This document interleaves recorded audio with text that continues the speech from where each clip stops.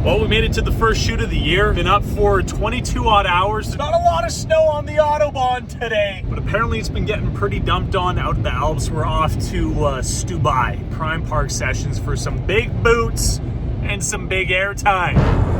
Nestled in between Italy and Austria on a glacier 3,000 meters above sea level lies the biggest jump line across all of Europe. This is Prime Park Sessions. Over the years, these blocks of cheddar have fostered some of the biggest sends ever seen in the sport of free skiing and snowboarding. I mean, it's a literal matter of fact that this jump line has facilitated more world's first than all of your family's phalanges combined. Oh, the ski! He lands it! No!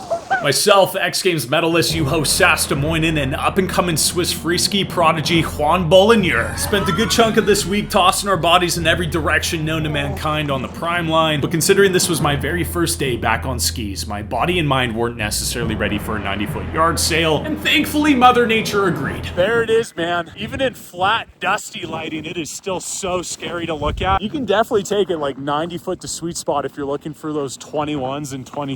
But we weren't gonna take it anywhere today because the flat light, wind, and snow forced the park crew to close the big line. And dude, honestly, thank goodness for that because I wasn't even sure I remembered how to ski. So it was off to the piste, 15 footers and metal tubes to get the mind, body, and soul back in shape.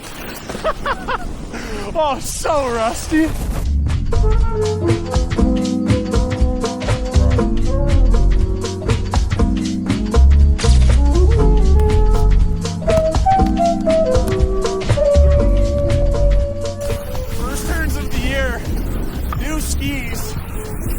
Oh, this feels weird. Fresh wax on them too?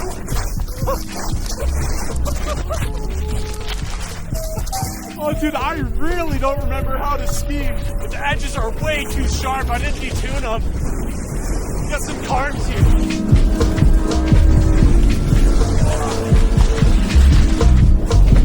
I mean, for anyone who's been in the sport for a while, that very first lap you take after a solid 6 months off always feels like the day you got ejected out of the womb. But after a few minutes, the summer legs started to step aside and the ski femurs, dude, they took their place. Oh, yikes!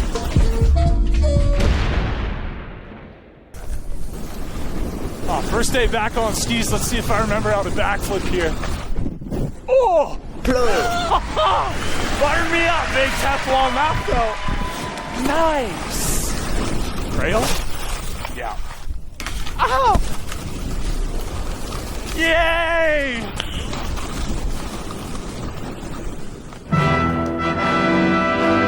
Yeah, buddy! Oh!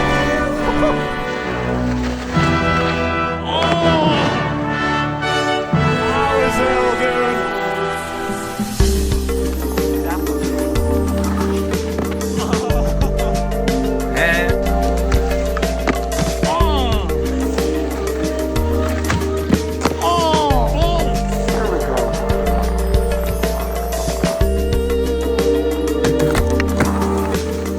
All right, we got lift 2 to switch, both way 2 P2s. What are we thinking for next day? It would be nice to try a 4-on.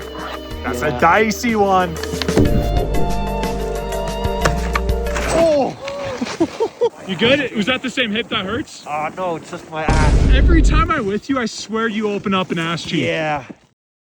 Put it hard.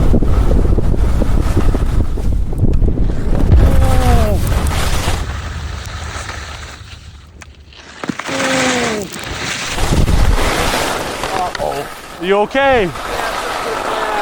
Oh, I'm sorry, man. Oh, dude. I hate this, dude. It's just, you just need a little fall. Yeah. Perfect angle and that's it. Is it right in the rectum?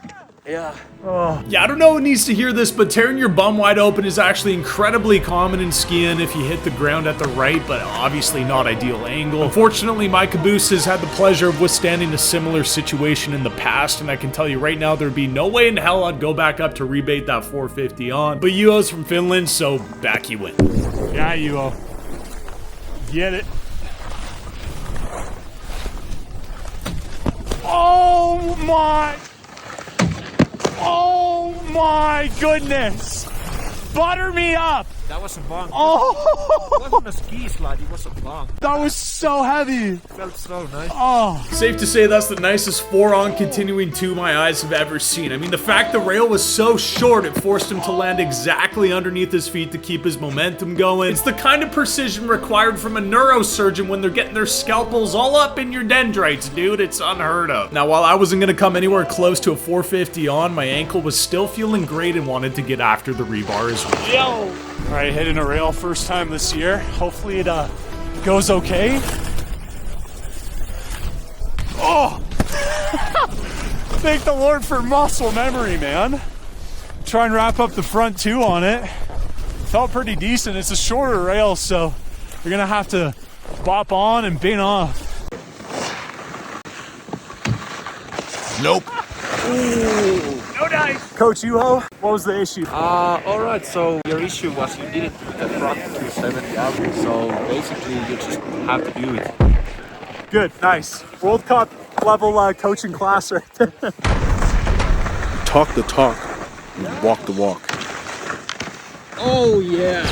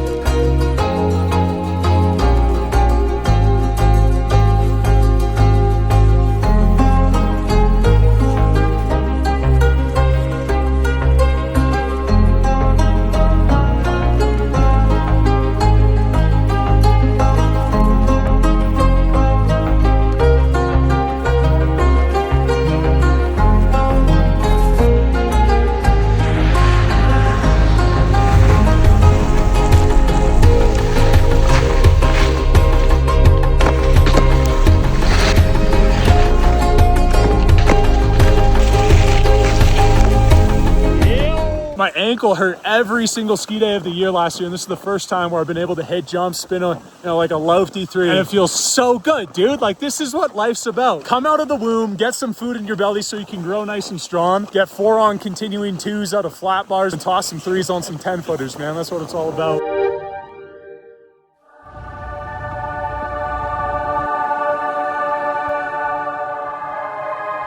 I might just try any left.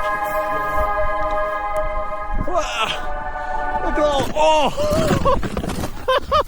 Yeah, no, that is not good. Thank goodness I got a ski sponsor. Prime line is most definitely not open once again, but arguably something better. It's snowing. Hopefully you enjoy the hoots and hollers and pure joy that this sport brings my soul. Yeah, dude. Get it? Oh.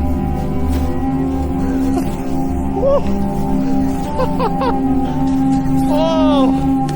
Yeah, dude. Oh.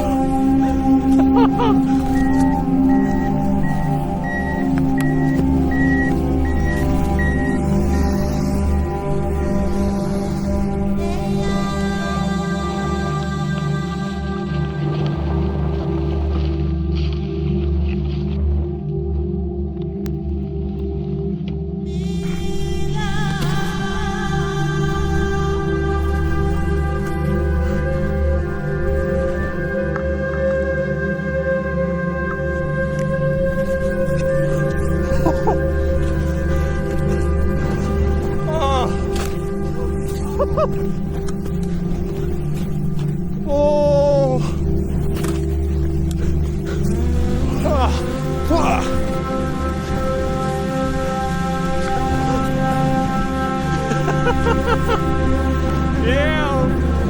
Yeah, I mean, as you saw from the rock hits at the beginning, these are actually some of the most deceiving conditions a resort can have. You see, prior to today, Stubai saw little to no snow throughout the entire month, meaning the actual packed base on the resort was incredibly small. So when you got a solid 50 centimeters overnight, all those exposed pieces of igneous were now hiding under a two-faced blanket of white chunder. Not to mention this new layer of snow had absolutely no time to bond with the pre-existing layer. We ended up linking with a homie from Finland that took us far away from the zoo and deep into another face that gave me one of the best laps I've had in years.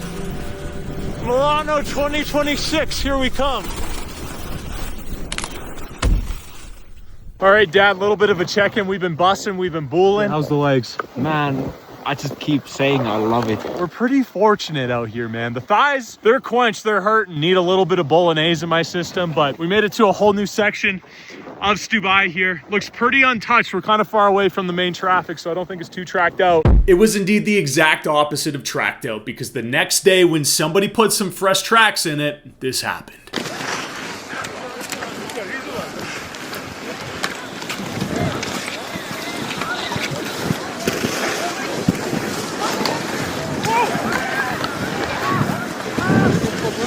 Kurva. Yeah, there was literally a full-fledged avalanche well within the bounds of the resort. Snowstash made a well-informative video that goes over all the details that I'll link below, but long story short, 8 people were swept up by this thing, and thankfully all of them were found with no life-threatening injuries. I'm not exactly sure what the protocol for blasting is out in the Alps, but back home in the Rockies, we're used to waking up to dynamite and cannon blasts at a ski resort after a heavy snowfall. Juho and myself didn't get up the mountain till later that morning, so maybe they finished bombing before we arrived, and this was a mix of some oversight and bad luck, but man, it just goes to show, even if you're within the bounds of a resort, Mother Nature still runs the show. Big shout out to the entire search and rescue team and everyone who lent a hand to make sure these 8 people were found. In any case, we were all feeling pretty lucky to have gotten a lap on this face before it blew out. Straight front full fin. Run it. Ew. Oh no. Did you hit a rock? It wasn't that soft. No. That didn't sound good at all. I was like, no way your season ends because of that. Boom, went for it anyways. That's the thing, man, when you don't have like a proper base set in, it's so sketchy. Yeah. You can't really trust anything. Like real quick. That's where you put your faith to the test, man. Yeah. Buddy, get it.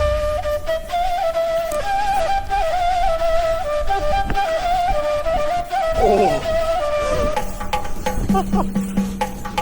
No.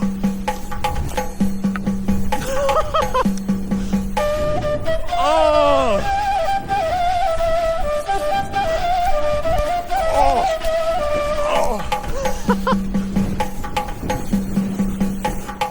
Oh, let it breathe.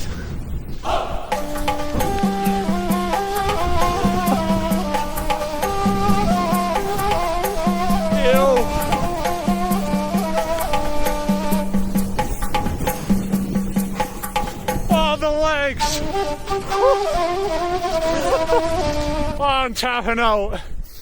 I haven't been squatting gazelles. Yeah, dude. Cooking. Yeah, buddy. For sure. Best lap of the day. Friggin' glorious. Oh. Yeah, dude. Nice. Oh. That was so good. Yeah, I'm done. How tall are you? 6'2". What's that in centimeters?